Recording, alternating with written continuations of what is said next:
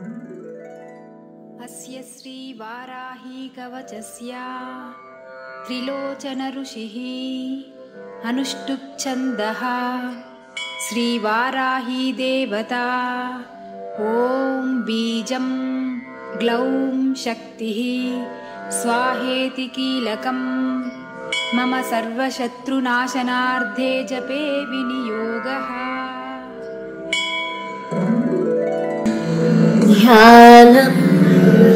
ध्यात्वेन्द्रनीलवर्णाभां चन्द्रसूर्याग्निलोचनां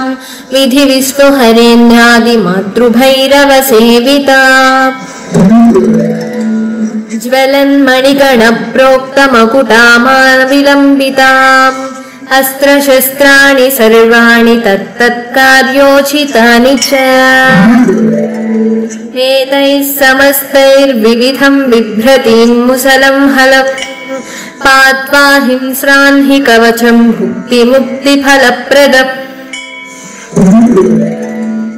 पठेत् त्रिसन्ध्यं रक्षार्थं घोरशत्रुनिवृत्तिदम् वार्ताली मे शिरः पातु घोराही फालमुत्तमम् नेत्रे वराहवदना पातु कर्णौ तथाञ्जनी घ्राणं मे रुन्धिनी पातु मुखं मे पातु जन्थिन्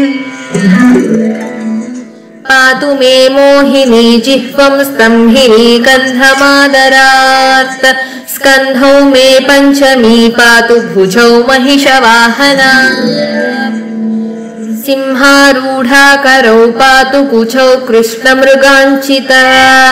नाभिं च शङ्किनी पातु पृष्ठदेशे तु चक्रिणी खड्गं पातु च कट्वां मे मेढ्रं पातु च खेदिनी गुदं मे क्रोधिनी पातु जघनं स्तम्भिनी तथा चण्डोच्चण्डश्चोरुयुगं जानुनी शत्रुमर्दिनी जङ्गाद्वयं भद्रकाली महाकाली च गुल्फयो पादाद्यङ्गुलिपर्यन्तं पातु चोन्मत्तभैरवी सर्वाङ्गं मे सदा पातु कालसङ्घर्षणी तथा युक्ता स्थितं नित्यं सर्वपापत्रयमुच्यते सर्वे समर्थ्य संयुक्तं भक्तरक्षणतत्परम्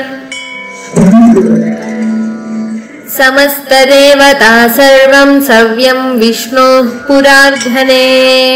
सर्वशत्रुविनाशाय शूलिना निर्मितं पुरा सर्वभक्तजनाश्रित्य सर्वविद्वेषसंहतिः वाराही कवचं नित्यं त्रिसन्ध्यं यः पठेन्नरः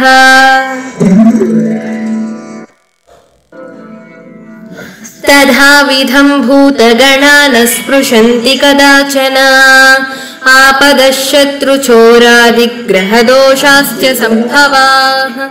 माता पुत्रं यथा वत्सं धेनुः पक्ष्मेव लोचनम्